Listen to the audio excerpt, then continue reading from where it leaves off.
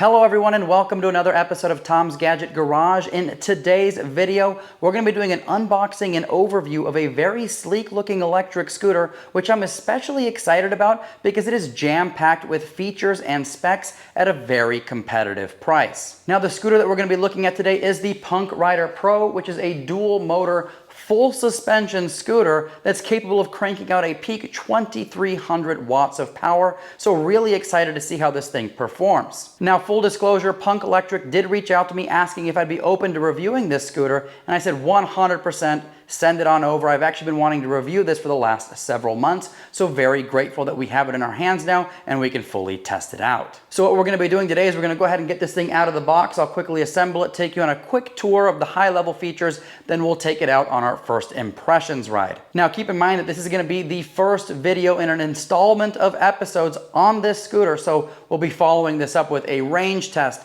2 hill climb tests, one for endurance, another one for brute strength, and then we'll do some other, rides around town, and then we'll bring it all together in a full, comprehensive end-to-end review. So, without further delay, let's jump into the details.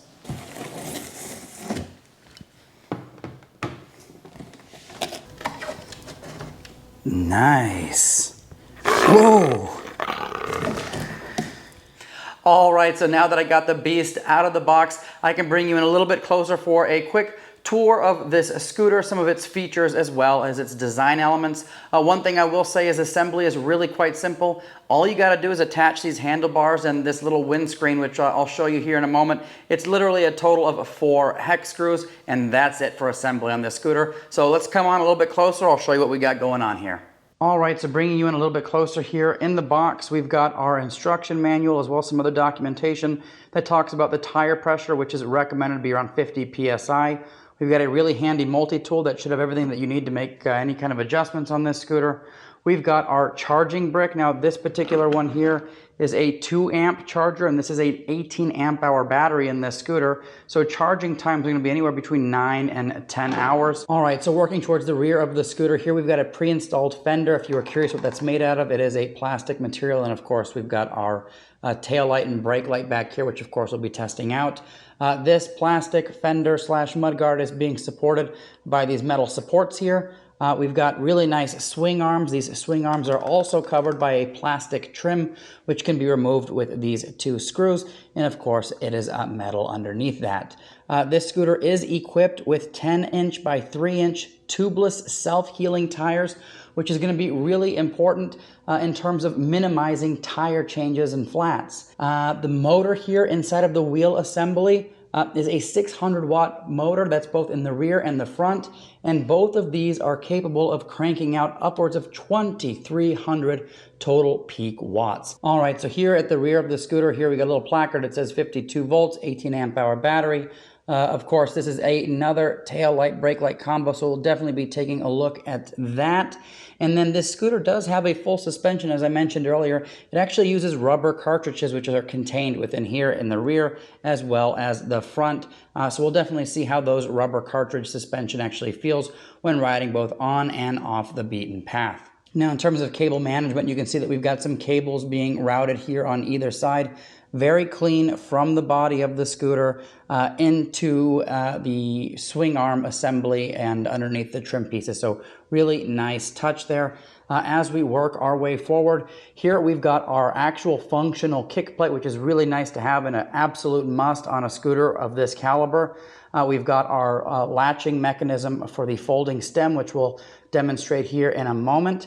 And as we work our way forward, you will see that this scooter has got this really nice lighting along the entire side as well as down the entire stem, which we will demonstrate here in a moment, but that's going to be absolutely critical for night visibility. As we work our way forward, you'll see that we've got a very spacious deck with a Punk logo here. So we'll see what we got, in terms of foot space here, but it looks like plenty from the first look. And then of course here we've got our charging port. Very nice. You plug your charging cable in there and you're good to go. And just in case you were curious, the charger here, 58 volt, 5 amp max. So on their website, you do have the ability to get a fast charger, which is significantly faster than the 2 amp charger that this comes with. Generally speaking, slower charging is going to increase the longevity of your battery. But if you decide you want to, charge faster, you definitely have that option. Now working our way forward here, we've got our front swing arm assembly as well as our front fender, which of course is also plastic. And then of course we see that trim piece up here in the front as well. And then of course really well routed cabling, basically out of sight. So a really good job from them on that. This is our front motor with our front 10 by 3-inch tire. And just to call it out, since this is a dual motor scooter cranking out 2300 peak watts, Punk Electric does claim that this scooter will get upwards of 32 miles an hour. So we'll definitely be putting that to the test. It could also, scale inclines up to 20 degrees. So we've got a new hill climb course that we're going to test out where we can see just how strong this scooter's hill climb ability is. And as we work our way up, you'll see that we've got reflectors here on either side of the scooter, which will help with nighttime visibility. We've also got more of that really well done cable management, which moves through the frame of the scooter and into the stem, up into the display. Now, coming back here, this is going to be our latching mechanism, which is probably one of the most important parts of any electric scooter, because this here is a critical connection point that allows you to control this scooter, and they do have a dual latching system, which I'll show you right now. Now here's a quick demonstration of the folding mechanism here. So we'll go ahead and get this into position. As you'll see here, it's going to latch into place, and that is locked in. Now there's a secondary mechanism back here, which you just lift up, lock into place, and you are good to go. Now when it comes to folding this back down, you simply press this little silver button here in, pull this back, and then press the button up front, and that allows you to fold the stem back, and then you can go ahead and latch it to the rear of the scooter for portability. Now in terms of weight, Punk Electric does say that this scooter comes in at about 69 pounds. On our scale, we've got it weighing in at 67.9 pounds. All right, so looking up top, this is actually the only thing we had to assemble on this scooter, and that was attaching this little windscreen as well as the handlebars. And all of this goes in with 4 bolts, and that's it. So you get this properly aligned, you get the angle on the handlebars the way you like it, and then you tighten these down. Now one thing to call out is there is cabling that is very nicely wrapped that you just push into the stem as you are inserting the handlebar into its mounting location. And that's it, one of the quickest assemblies on any scooter I've ever tested. So looking at what we've got up top here, we've got our brake levers, of course. These are manual brakes, they aren't hydraulic, so we'll definitely be putting those to the test, especially on the downhill portion of our hill climb tests. You've also got locking grips, which is a really nice addition because a lot of times with scooters, especially in this price range, you don't get locking grips. You get these other grips that are basically, friction fitted on with some adhesive, and they just spin around over time. So having locking grips is a really nice touch. As we work our way over, of course, we've got that wind guard wind deflector, I should say. And then, of course, we've got this really nice looking headlight assembly and reflector. So we'll see what the night riding is with this scooter. Pretty sure it's going to be pretty awesome because we've got that accent lighting here, which goes around the perimeter of the scooter and up the stem. As we work our way over, of course, we've got our other brake lever as well as a manual bell. So that's a really nice touch. And I will go ahead and show you what we've got here in the cockpit area. Now looking at the main cockpit of the scooter, we've got, of course, our throttle assembly, nice thumb throttle. So far has a very good feel to it.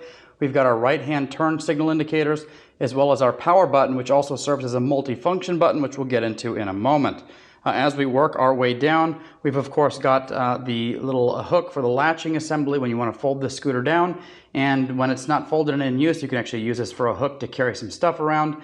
Here you've got your LCD screen, which has got a QR code, which if you scan that, you can actually install the app for this scooter on your phone, which is highly recommended.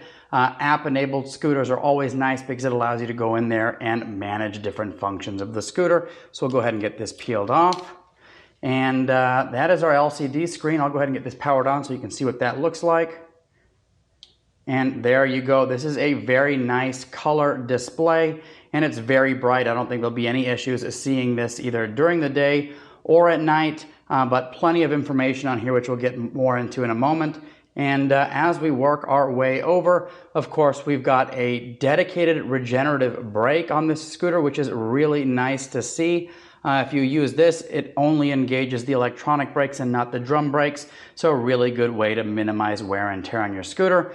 Of course, we've got our left turn signal indicator as well as an electronic horn, which I'll press right now.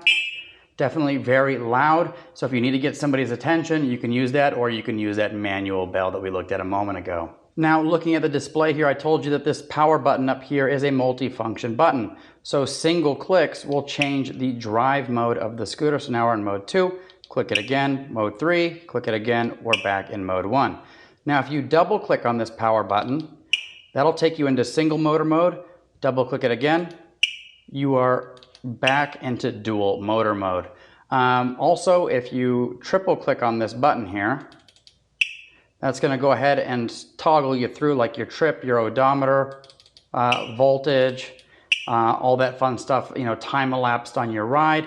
And finally, if you click this 4 times, and it takes some practice, it's actually going to turn on the lights for this scooter. And here's some of that accent lighting that I was talking about all along the scooter. There's our tail lights, both of them here, as well as that accent lighting along the side of the scooter, and then of course up the stem. And of course here up front, that is our headlight, which is really nice because it is angle adjustable, so you can adjust it however suits your needs. And in terms of those dual tail light brake light combos, when you hit the brakes, they both turn on and off, so very nice to have. Now of course the lighting is one of the key features of this scooter, so I'm going to go ahead and hit the lights. And there you go. That is what the Punk Rider Pro looks like, all lit up for nighttime riding. In terms of the turn signals, if you hit the turn signal indicator, you'll see that those lights are flashing. So definitely bright for nighttime visibility. We'll have to see what this looks like during the daytime, but in this bright garage, it does look plenty sufficient. We'll go ahead and see what this looks like when we have the accent lighting turned on. All right, so now we've got our accent lighting turned on. We'll go ahead and hit the turn signal. And there you go.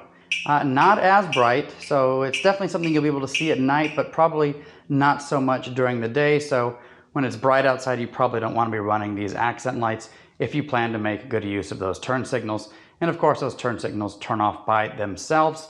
And if you're, needing to turn them off sooner, when you click on them to activate, you can double click and that'll actually stop the blinking. All right, so if you're curious what the app looks like, this is it. You can actually come in here and customize basically every aspect of the ride on this particular scooter. It is a third-party app. Punk Electric did say they are working on their own homegrown app, so hopefully we see that here in the near future, but regardless, I'm just happy that this is an app-enabled scooter because it allows us to fully customize the ride to our liking. All right, so now that we've gone over all the features and functionality of the Punk Rider Pro, we're gonna go ahead and get this thing charged up and take it on our first impressions ride. All right, so today we are doing our first impressions ride of the Punk Rider Pro from Punk Electric. Now, as I mentioned before, this is a full suspension scooter, and so far riding around on this, I can say it is a very plush ride. Now, of course, this is going to be our very first video covering this scooter. We're also going to be doing, full range tests, a couple different hill climb tests. We'll do some cruises around town, and then, of course, we'll bring it all together in a full end-to-end review. So if you haven't subscribed already, if you go ahead and do so, you'll be able to keep up on the testing as we go. Now, right off the bat, one of the first things that I notice about this scooter is it's got a very smooth ride, and it's also very quiet. And I think part of that has to do with the fact that this scooter comes standard with street tires instead of the hybrid tires that we see a lot of scooters in this segment come with. Now, those hybrid tires are going to be, appropriate if you're going to be going on and off the beaten path. But personally, for me, I typically spend most of my time riding these scooters on paved surfaces, so definitely appreciate the street tires that come with this scooter. All right, so right now we're riding around on a bike path, and of course you've got these gaps between the pavement panels, and so far this scooter is actually doing a really good job of absorbing that impact. So very surprised with the performance on the rubber block suspension, at least on some of the everyday kind of pavement type stuff that you'd be riding over. So, we'll of course be testing this off the beaten path to see how that does, especially on our range test tomorrow. But so far, really good impressions with the suspension. Now, in terms of the driving modes on this scooter, right now we are in mode 1, and we are cruising around at a nice calm 13 miles an hour. When we move into mode 2, that bumps up the power a bit. It looks like that takes us to about 20 miles an hour. And then, of course, mode 3, which we'll, of course, see on our speed test, which we'll do somewhere else. That'll take us up to a maximum speed of 32 miles an hour. Now, in terms of brakes, this scooter does have front and rear drum brakes, which are great for maintenance, but don't have the stopping power of disc brakes, so we'll definitely be testing these brakes out here in a moment. What we do also have is the electronic regenerative braking, which should help with stopping power. So we'll go ahead and test these brakes out in 3, 2, 1, go. Okay, they definitely got us to the stop. We didn't have any kind of locking up of the front or rear wheels. Nice thing about this scooter is that it does have quick adjust drums in the front and rear. So if you need a little more stopping power, you can absolutely adjust those. And then, of course, within the app, you can adjust the regenerative brakes to be either stronger or weaker. All right, so what we're going to do right now is we're going to go ahead and test the top speed of this scooter as well as the acceleration using the Draggy performance monitor. So we are now in mode 3, and we will start in 3, 2, 1, go.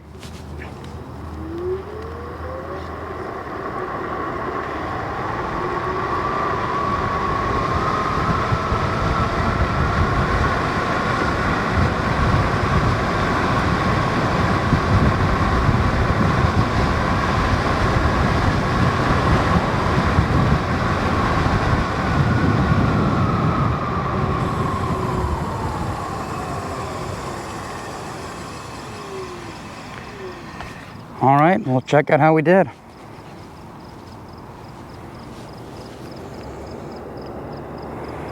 So in terms of top speed, this scooter can absolutely hit its top advertised speed of 32 miles an hour, and they can actually get to that speed in 17.1 seconds. So really good performance out of this scooter, especially given the price point. Now, in terms of handlebar height, I am 5 foot 10 inches, and this is absolutely perfect for me, and I can see this being just fine for taller riders over 6 feet as well. Now, this scooter does have an advertised range in normal mode, which is, top speed of 20 miles an hour of 35 miles on a single charge. So if you're riding around in normal mode or mode 2, you can expect somewhere around 35 miles. Now, of course, we're going to be putting that to the test. We'll do a range test and we'll see, how close to that 35 miles an hour we can get. Now, this scooter does have that 18 amp hour battery at 52 volts. So we should be able to get some decent range out of it, but also keep in mind this is a dual motor scooter with 2,300 watts of peak power. So it is definitely going to be thirsty. So we'll see how far we get range-wise. Now over here we've got a little bit of an incline, very slight one, but this scooter is actually accelerating up the incline. So of course we'll be doing a proper hill climb test later this weekend. And of course we'll be doing over the coming weeks multiple hill climb tests. So I'll be doing my standard one where we go over South Mountain in Phoenix, Arizona, which is going to be 9.5 miles of incline. So we'll definitely be putting that to the test, see if we can make it up without overheating or anything like that. And then of course we're going to be doing a new hill climb test. I call it the Brute Strength Hill Climb Test, where we go over a 23% grade with the scooter. So it is a new area that I found, and it turns out it's actually the steepest road in the Phoenix metro area. So I am very excited to incorporate this new testing area into some of the scooter reviews that I do. Now it'll be more for the powerful scooters, because I'm not going to make the 40-minute drive out there with a scooter that's got 450 watts of power. There's no way anything like that's going to make it up. So the select few will be taking on that course. All right, yeah, this thing is definitely quick. It gets up to speed very fast. So if you're looking to get ahead of traffic, this scooter's got plenty of power to do so. Now, as I mentioned before, this scooter does have single and dual motor mode. So if we slow down here and we double click on the power button, that's going to move us into single motor mode. And let's see how that does. Okay, a little slower. Okay, starting to pick up some speed. We are in mode 3, you know, and it's chugging along. So, you know, single motor mode, if you've got to conserve power or whatever, there you go. You have the option. You know, it's not the quickest experience ever, but hey, we're going 25 miles an hour or so right now, so not too shabby. Now I'm gonna say it again, I'm bouncing up and down on this suspension, and to be honest with you, it's got a lot more travel than I would have expected, you know, for a scooter having this rubber block suspension. So, you know, it's got a good amount of travel before it bottoms out. So anyways, in terms of deck space, this scooter does have plenty of room for my feet, and that kick plate is really well positioned and very functional, which is going to be important for any kind of scooter that's got lots and lots of power, because when you accelerate forward, your body is going to have that natural tendency to move backwards, and so having a kick plate allows you to counteract that backward force with forward force and keep you in a good position for riding. So always nice to have functional kick plates. I know some companies out there have like decorative, aka not functional kick plates, which is always a sad thing to see. Now in just a bit, when the sun goes down, we'll be testing this out a little bit at night, so I can show you one of the biggest features on this scooter, and that is going to be the lighting. Now, as I mentioned before, this is going to be the first video in a series of videos I'm going to make covering this scooter. But if you are interested in picking one of these up and looking to save some money, I will include some links as well as coupon codes in the description below. If you use those codes, they do help this channel. They help keep the wheels moving on future reviews. All right, so I'm going to start heading back to where we started, because it is toasty right now. It's about 104 degrees, which is about 4 or 5 degrees cooler than we first started. Now, of course, with this scooter, you can adjust a lot of the settings directly in the app, like brake strength, acceleration, you know, some of the torque and all that fun stuff.